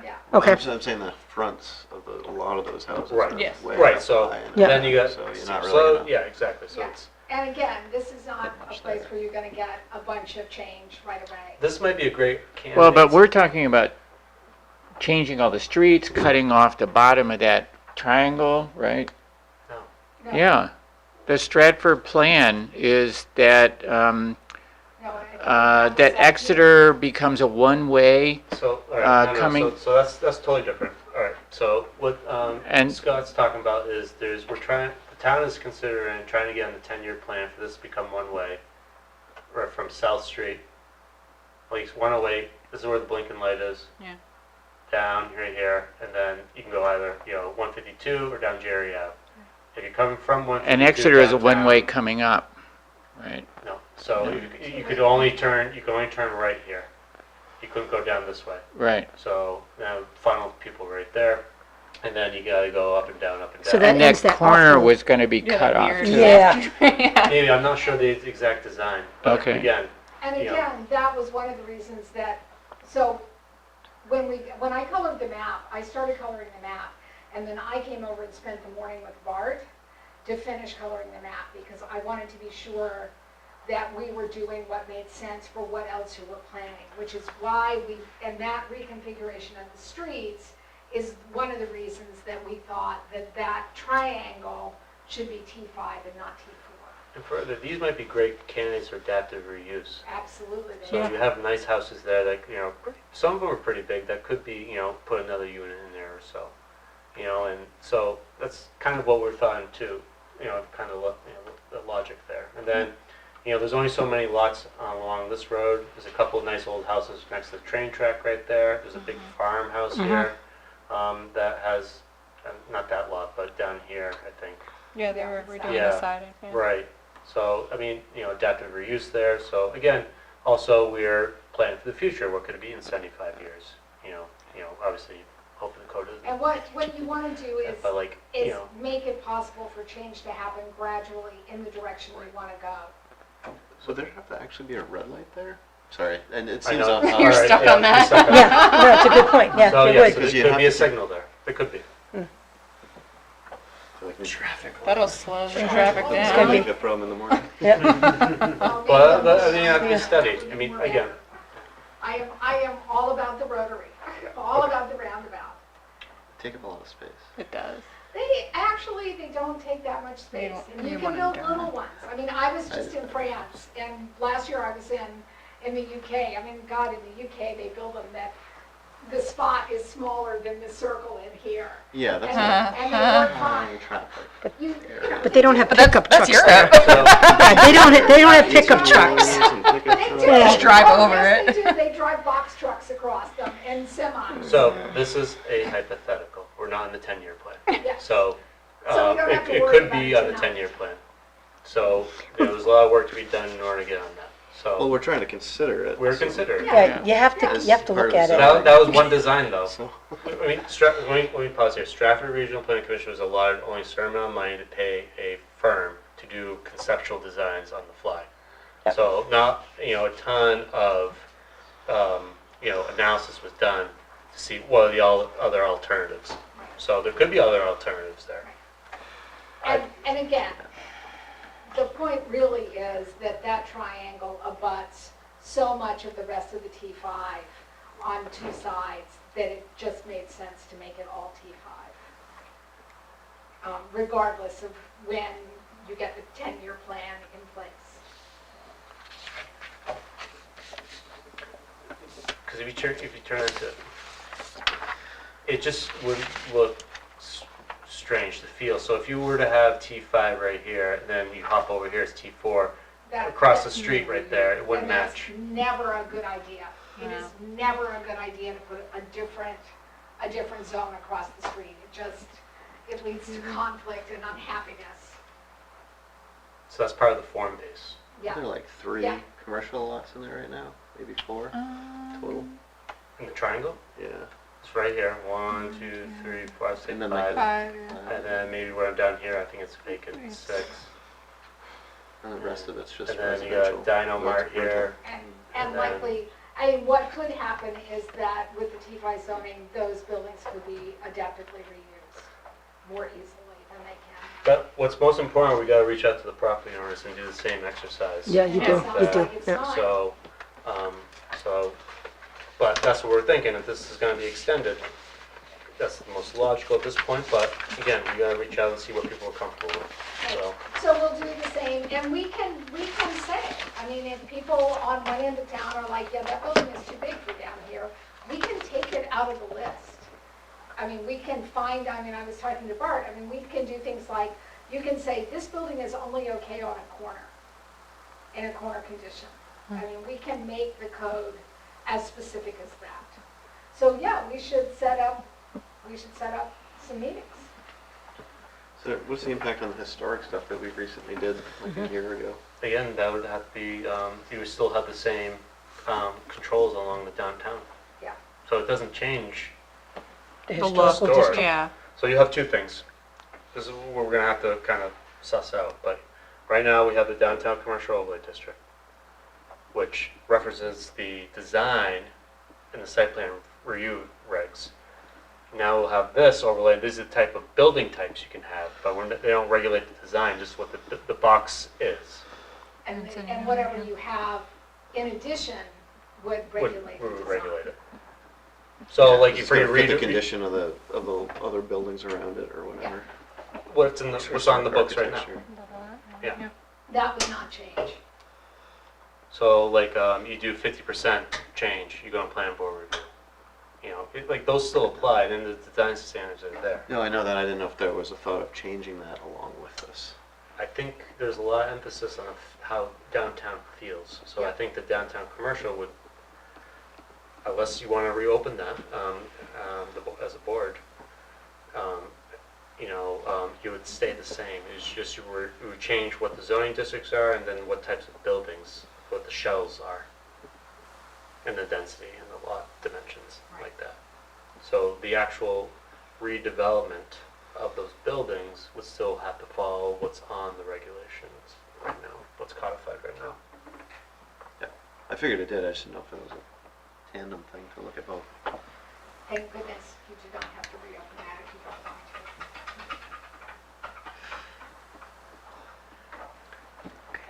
Okay, Sorry. Great. So I think next steps for us is to reach out, do little community events with those properties. I would love to do it between now and the 22nd of June. Okay, so we'll figure that out, me and Ivy. And then I think, Sooner rather than later, because we have to wrap my work up by the 31st of July. so that's what we'll do. Meanwhile, I'll start putting up the framework. Well, first what we'll do is we're going to meet again in June, early June. So if you wouldn't mind, take the time to review this, and then be prepared to comment on it. And then at that point, we should have maybe a good vision of where we want to go. And the other Yeah. thing that we should have by, when's your June meeting? I'll say June 12th, but I could be wrong. I think that's right. We don't normally meet this late, so it's Yeah. going to be coming right up again. Yeah. Yeah, it's June 12th. Yeah, June 12th. Okay, well, I will have, Bart has seen them, but I'm working with an architect to do renderings of some of the buildings. So we will have those renderings ready, and I know they'll be ready for them by then. And he should actually have them on lots, so that you can see what's on, how they fit. So just examples. Yeah, examples of what could happen if somebody wanted to do that. Anything Based on else? what's written right now. As it is currently written. I don't imagine the building types are going to change radically. It was pretty clear what people liked and didn't like. All right, thank you, Ivy. Oh, my Thank you. pleasure. Thanks. All right. Then we're going home again. So I didn't know if we had to revisit anything on item 5. We did Bill's Yeah. appointment, still but we have- did Yeah. talk about We committee still- We assignments. still have one Yeah, thing we left. still got C, master plan, community survey.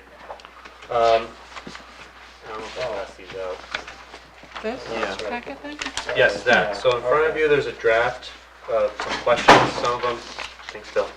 Yeah, C 12. So we're starting to put together survey questions to be released in the middle of the month of June. Right now, so what I'm looking from the planning board is more on like maybe future land use.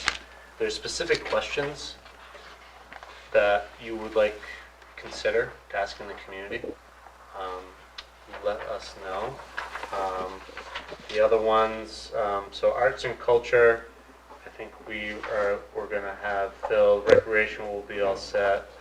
Transportation will be all set. But I think economic development, we would like in future land use. And I'd say downtown riverfront too. If there's any burning questions you want us to consider, to ask the community, please let us know. And so we're gonna, procedurally what we're gonna do is the master plan subcommittee is gonna really finalize these questions. And, and then staff will, put everything together and send it out to the community, but we wanna make sure the plan board's involved too, as well. So, When do you want them by? ideally June 10th. Yeah, before the meeting, yeah, or be prepared for, let's say the Or meeting. have them with. Have them at the meeting. yeah, we'll talk about that. So you do think you'll have some things from Riverfront and? Yeah, actually, Riverfront's meeting in June, Okay, so, so we'll have questions from them. okay. They didn't meet this past month. But I think from the planning board, it would be nice to have some future land use questions. And we'll be also with community facilities too. So future land use and economic development would be helpful. You can come up with some questions. And that's okay too. We'll just put our heads together and see what you guys. So. Okay, thank you. Okay, so, Oh, and then one more thing, while Jackson's here, we do have a build-out, we're doing a build-out analysis. If there's anything, anywhere in town you would like to see future development occur, if it were to occur, let us know. Because part of this we do different scenarios. So right now Jackson's helping us put in based on our current zoning, what the build-out potential is for the town. And excuse me if I misspeak, you can come correct me, Jackson, if you wish. But also what we're going to do is alternatives. So, you know, as we have these discussions like we just did on future land use and zoning, you know, what would that look like if we change it this way? You know, it has limitations, but it'll give you a picture of if you were to tweak the zoning under certain parameters that the program allows you to do, this is what maybe your outcome would be. So I think again for that June meeting, you know, if you want to identify some areas in town where you think should occur or not occur, or look at what's there in the current zoning and say, oh, we want to disincentivize this area, but maybe incentivize it more there, direct it towards that way more, let us know, and then we can put those parameters together. So Anywhere in the town or specifically in these areas? I would say anywhere in town, but you know, again, you want to go review what the current master plan says for future land use, and then you know where, you know, based off that, does it look right still? Do we Yeah. still want to use that plan and build off that, or is there anywhere else? Do we have an expected date of end of use of the sand pit? Is that something we think was going to go forever, or is it like I don't- 5 years out? I don't know the exact, you know, end if you use look at date. the last master plan, they talked about the It was idea was pretty to- recent, right? I mean, it's not Well, that the far. last master plan 2016. talked about extending water and sewer out there Yeah. to make it into assisted or senior housing of some sort. Yeah, for some reason I thought we've had them here, and they're thinking they pretty much finished it. I mean, they're running at the end of the sand or whatever. Right, I think we don't know what that timeline is. It could be sooner or later. Yeah. Right now it's zone business 3. So if Right. you want to look at the zoning table, what that allows, that's what. Well, that would be have to go just a there. huge place to develop, right? Well, there's some concerns because you're over an aquifer, so we've always had that concern. I think you want to be sensitive to what you put The there. entire site? Pretty much. All right. That's exactly why it's a sandy site. It's an aquifer. That's what happens. But yeah, there's a lot of repurposing of materials out there now. They're not getting new materials out there, bringing stuff there, processing it. Looks like there's a giant Like new pile grinding there. rocks and things Yeah. like that. I think at the close pit to 152, And they there's have a a lot of huge dirt. pile when I drove by the Yeah, other they day. have a lot of dirt out there, yeah. I know there were concerns about bringing materials onto that in the past. Oh, so if that site, if they stop mining there, then that's just going to become a, They have Oh. stuff.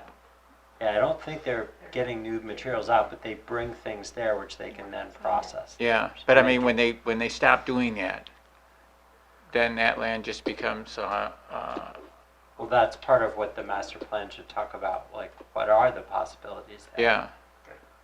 So that's some one of the this type of analysis. If you tweak the zoning this way, based on one scenario, that's what could be in that area. What I was generically thinking is, if, like Patrick said, you're tweaking in the, in this zone here. There's one or two properties that you can influence, but If we knew that the sand pit was gonna end in 10 years, it's, just an example, we could start planning, to bring sewer out there. I mean, that's something where we could actually implement, we'd have a vision of where we're going and, what we could do there. I mean, it's one of the very few places in Newmarket where you could have a couple hundred acres, to do something with. Yeah, so I think that's, I think you can start planning for that if that's what the plan board wants in this document right here. If that's an area where they want to, see some sort of development or not, they could identify that area, and what it would take to make that development materialize. Yeah, but I mean, if they think they're gonna continue using that property for that purpose for 50 years, then it doesn't Well, make I think sense. part of, I've heard, part of what their consideration might be, what would the zoning look like for them so that they could explore other options of development out there. So if you're an owner and it's only zone B3, you might say, this is my only option right now is to use it in current use. But if the zoning was changed, then they might explore other options. Well, that's true too, yeah. Yeah, I think that's part of the thing. So that might be a good place to start, right? Yeah, so that's part of the future land use chapter, you can ask a Yeah. question, Is that the something to two brothers that own it, or they just run it? I I don't think know. there's multiple owners out there. Okay. Yeah, There's there's multiple not, pits yeah. by different people. There's like four or five properties out there. Okay. Yeah, so, Jackson, is there anything else you want to add to that? Did I say everything correctly? I don't think so, you nailed it. Okay. Once we have the existing conditions based scenario ready, we'll send it over to you. Perfect. It's very close. I appreciate it, thank you. Yeah. So once I have that, then that might spur some thoughts, once you see the current analysis based on current zoning. So that's it for that. Thank you. So now we can look at, I thought we had already talked about committee assignments briefly earlier, maybe. Not today, but we signed people already. We already assigned people. Yeah, So, you're, energy, environment, conservation, capital. improvement. Yeah. I wanted to do the Yeah, capital. for tag team. capital. Yeah, Okay. tag team. Oh, we can, I think we have. You have two. Yeah, you have So two. I think we have, so you want to do capital improvement too? Okay. So I think It's fine. we're If I we're all did set No, everything. on that. Yep. So then that Yeah, I brings don't- us. You want to let me know when they meet? Yeah. Yeah. They'll start meetings. He's always there. Yeah. So I got a question about this. If there's something before the board that I need to recuse myself from, can we appoint Thanks, Jackson. another person to go to the Conservation Commission to specifically talk about that project From the board? from the planning board? I don't know, I think it has to be, so you have to have.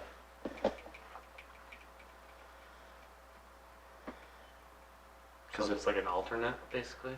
Is that what kind of you guys are setting But I up? think let me look at the, I would be, No, ha- I think oh, there's the two reason- positions for planning for that? Yeah. Are you a voting member of the Conservation Commission as a planning board member? Yes. Oh, you are, that's Yeah. right.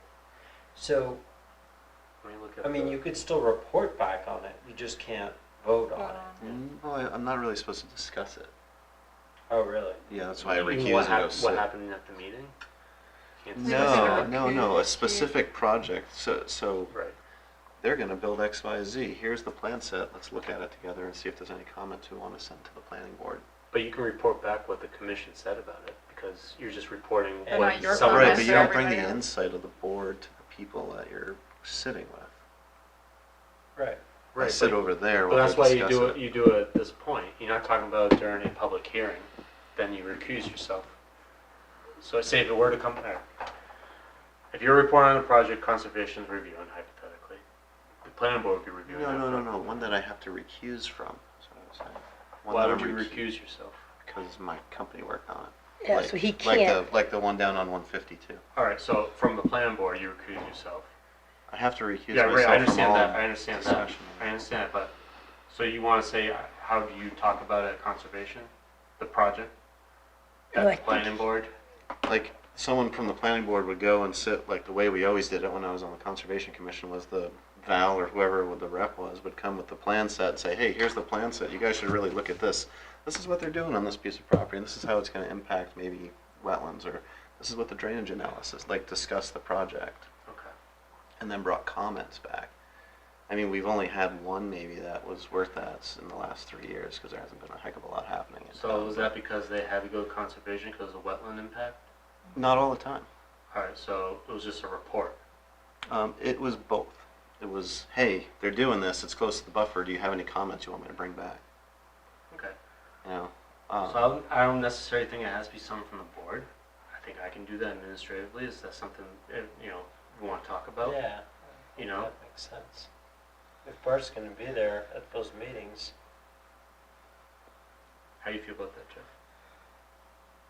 If that's what the board thinks should happen. I just, What do you think should happen? I think it should be one of the elected people on the board personally.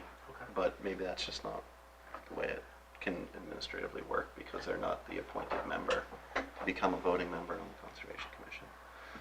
Like if I was sick, let's say I was sick and I wasn't here, can an alternate go in my place, just like we can appoint any alternate? Right. I think we should be able to do that. So that's Should what we I'm ask- saying, like, can we appoint an alternate Yeah. for that discussion? Can even? Eric do that, or can we do that? How about let's pause here and we'll have an answer for you the next meeting. And then we can see what we do procedurally. If we can move forward with that, then we can appoint an alternate. If we can't do that. In lieu of the technical review committee thing happening, right? Yep. Because presumably, when all that gets moved forward, there'll be a member of the Conservation Commission there present. Stop accepting projects in Newmarket. So. It's much easier. I personally don't even work on them. I know about your firm. Yeah, no, it's a good question, it's a good question. You know, I don't want to miss out on the benefit of the Conservation Commission providing that input. And they're looking out potentially for different things than all the members of the board, and have Okay. different concerns, and that's kind of why I think there's a planning board. All One right. of the reasons it's So- planning board. So it'll be two things. One, a planning board representative come in, to report on it. And then if that is the direction the board wants to go, because we will have that technical review, regulation, amendment, change, proposal in front of you. So if that were to happen, that'd be one. I would make that a moot question. Right. Because Yeah. unless it was me that was on the technical review, just to which it play- wouldn't be, it would be a Concom member, so. just play advocate, or, I mean, so anybody could be sick suddenly before a meeting. That happens to people. So there's always the potential that a planning board rep wouldn't be present.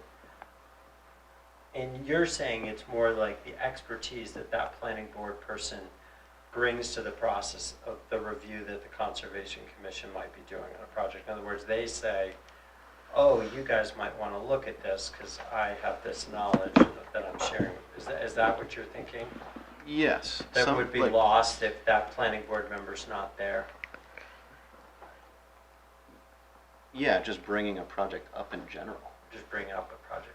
Okay. I mean, there's projects that come through here that the Conservation Commission knows nothing about, and I mention them to them. Right. Oh, or you might mention it, but otherwise they wouldn't even.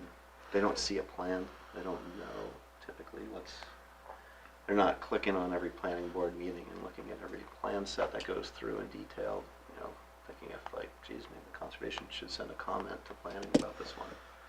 We know the XYZ about this property. That might be insightful or whatever. You know, or because typically they won't hear about it unless there's a buffer impact, right? Yeah, buffer impact or dredging. Yeah. They're not required to act on it. Right. Yeah.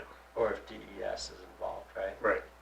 They would be involved if that was the case. Yeah. In In if- those cases. Right, and so say there is a buffer impact, right? And the board, I'm the rep, and say I worked on the project, so I can't bring it to their attention, discuss it with them, and bring back comment. So then, I believe if there is an impact, the comment is required, right? Correct, I think it's over a certain threshold. Buffer's different, there's dredging, there's not a certain limit. Yeah, there are different Yeah. ones where we have to sign Yeah. and send stuff back to the state, but I mean for stuff that's in front of the planning board specifically. Because like dock permits and stuff, like Concom has to sign off on some of them. Mhm. The planning board doesn't even see them, I don't believe. So, just want to make sure we're not shortchanging the whole system there by me not being able to provide insight or ask for comment. Like I said, once a TRC thing happens, then it doesn't really matter because there'll be a There'll be a permanent member there. Concom member at every TRC meeting, hopefully. Right. Which will happen, so they can bring that back to the Conservation Commission, then provide comment to the TRC and planning board, right? Okay. With that, moving forward. Alright, so I think we'll have an intern, before those amendments become before you to vote on, we'll set up a system. If it's either alternate or alternate position, committee alternate. It may never happen. Yeah. It may never come But up, it's good to it ask, has, though. Yeah, it has yeah, in the it has, past, and yeah. I feel like it maybe, yeah, I would have done things differently had I not worked on a project or something, you know, so. That's all.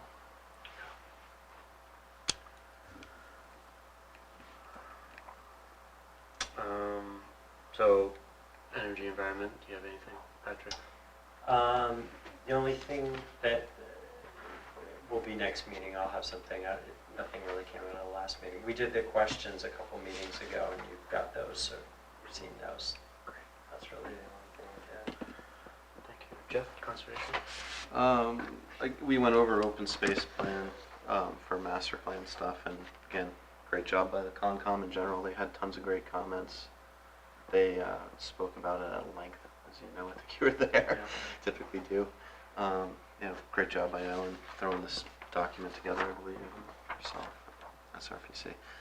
The other big thing we talked about was Southeast Land Trust came to the Conservation Commission for help on a large conservation project on the Mitchell properties out on Bald Hill Road.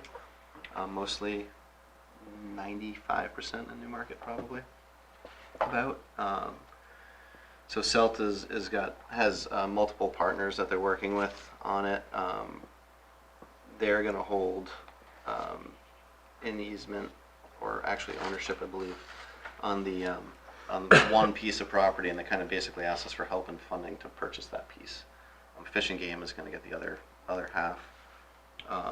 So they asked the Conservation Commission for $100,000, and I believe the Concom, well, we did vote to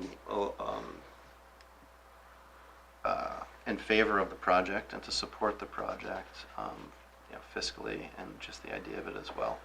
So there was roughly $87,000 or so supposedly left in an open space bond from 2010-ish, I believe, or 2008, or it's old. And then the remainder would come from the conservation fund, and so that letter of support, I believe, is going to the town, to the town council and the town manager. So that's a great project. Kind of abuts a bunch of different conservation properties. Art, I know you're involved in that, because you go to the meetings. Mm-hmm. One thing to look out for, because we ran into it previously on another project we did on Clark Farm. Mm-hmm. There's a tiny little section of this property that's in Epping. Right. Make sure you get that figured out before you go over to the town council, because it's going to be raised, I guarantee you, by the town manager. Yeah, no, That's as we're definitely aware of the situation. Yeah, and we're, because we're- it came up last time, and we had to. It took an extra couple of months to sort things out because of that. We hadn't accounted for that. Yeah, we're aware of that, and we're Good. trying to find a resolution to that. Working with CELT to see if there's any opportunities to see what they can do on their end to, from a mechanism standpoint, can make sure that all Newmarket money is going to stay in Newmarket. So, so we're looking at all our options and trying to get the coalition together, and because everyone has different all valid opinions and, reasons why um, to support or not, but we just want to make sure we do it right, and we talk about it, and we're on the docket to talk about it, so I think we'll get there. I don't know how we're going to get there, but what I meant to say is I think the process is good, and we have a good process to move forward. Just out of curiosity, because I thought I remembered from this happening before, does the town have to vote to expend the open space bond funds if it's in a different town? I'm not sure what the legal procedure is if it's on a different town or so, but town council will have to vote on expending the money. I thought there was something from the about bond. spending the money on conservation land in a different town. We're allowed to do it, but I thought there was a wider vote. Maybe that had to happen besides the council. I don't know what the, I have to follow up you on that. Okay, so then the other item that I just gonna bring up really quick is the work that the DPW has been trying to help out with and do over on Ash Swamp Road. Just want to say thanks to DPW for putting out that other sign. I think that the large sign that they put out, the like construction sign they put out, actually gets people to slow down. Good. Definitely, people going west are going much slower than people going east. That's for sure. And it's a noticeable difference. And if they had a second one, that'd be fantastic. But I appreciate all their efforts. It's, You're talking about the flashing speed sign, right? no, they put another one. They put like a It's road turtle construction sign. It crossing. says turtle crossing. Yeah. Like It's the town vote, roll it in, vote. Yeah, it's Yeah. the the big one they one that put had with like the Here. flushing announcement on one of the Yeah. that sign. Okay, I didn't know that had been put there. yeah, Great. that works. The speed limit one, I don't know. I mean, I watch people go by it at like 38, 39, 40, 41, speeding up as they get closer to it. So some people, it certainly works. It definitely works with some people, but there's a lot of people that don't seem to. Yeah, we're really trying hard to figure out a solution there. Working with a lot of different partners and trying to find the right funding mechanisms to make it happen. Long-term solutions. But I'm glad it's showing some positive results. That side. Yeah. That's great. Definitely. A lot more work to do, but at least it's something. It's appreciated. Planners report. Well, rezoning efforts. We've spent a lot of time on that. My bearings. Set a community survey. Again, we're finalizing those questions. We anticipate having that done by probably mid-June, and then we're going to run it for the whole summer. Actually, understand that schedules are going to be different throughout the summer. But probably by the end of August, we'll close it out, and then we're going to have another community workshop like we did on March 16th for the remaining chapters.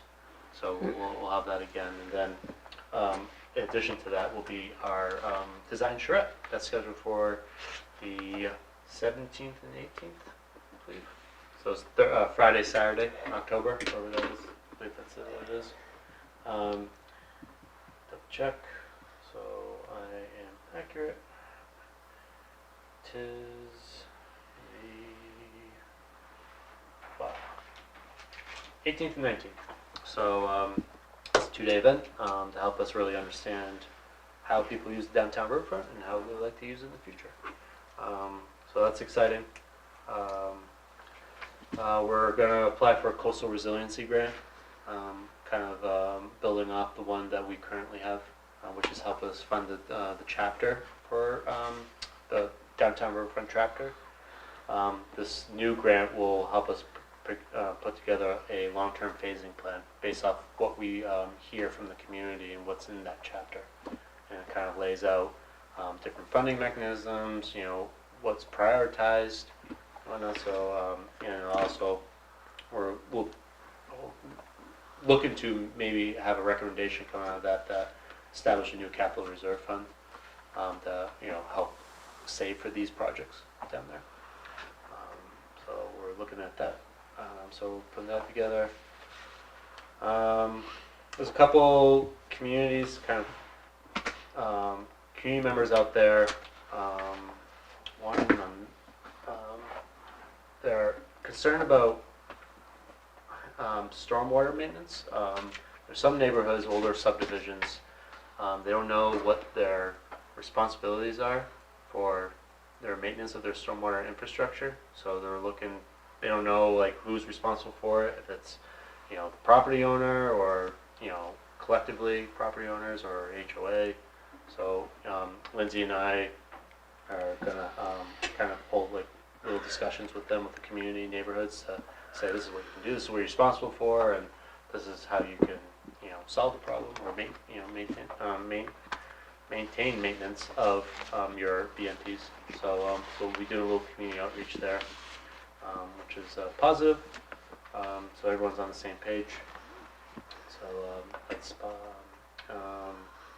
as everyone probably know, 3 Railroad, they made demolition, so they'll be looking to pull their build permit soon. And also I believe everything's almost in place for the 30 unit elderly affordable, so they'll probably be looking to start soon as well. So I know they're finalizing things, so I think those projects will be built out of the 100 and something units that we have approved already. That's a question. Yeah, go ahead. When there's conditions of approval that are changes in engineering or further study that's required, does that ever come back for the board to see? Yeah, so Or does it just go to the so it planner's depends on office? the scale of the change. If it's a major change, they will go back to the board. If it's a minor change based off the conditions of approval, like for instance, finalized locations of water and sewer locations, if say something had to change a little bit, or say during the development something had to change because of circumstance, we would look at it. If it's a major change and it would affect so many different other pieces, then it would have to come to the board for approval. Whereas if it was something minor, then we would see it as administrative change. I was thinking specifically on 3 Railroad, if they ever proved out where the water would go. So when it comes out that last pipe Yep. there. right, so we've made them do another test pit. They're going to do another test pit, and then also part of that condition was to exactly like demonstrate to us that outlet won't affect the properties. So we're currently right now we are working with them or reviewing what they're proposing. So Lindsay and Underwood, Lindsay Butler, town engineer. So they got to demonstrate. So they can start though.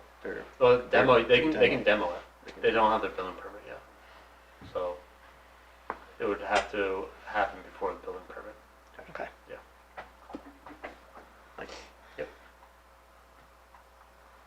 Scott, did you have anything? Well, just quickly, the thing that the town council is excited about is that Chris Pappas gets 10 earmarks every year to go into the federal budget. And he solicits from his whole area anybody that has a project. And this year, Newmarket has been selected to be one of the 10 earmarks. It's a $4.8 million for stormwater management. So we're very excited because we've never had that before, and there seems like at least a 50% chance of getting it. Great. I think that used to be called pork, right? Now it's called earmarks. But we'll take it, right? Anything else? Change of emotion? No, nothing. Oh, you want to make a motion? Oh, my motion. I thought you asked me about the capital improvement. I We apologize. haven't met yet. I make a motion, we adjourn. Yeah. Second. All in favor? Uh, Thank you. Any questions for you? ask.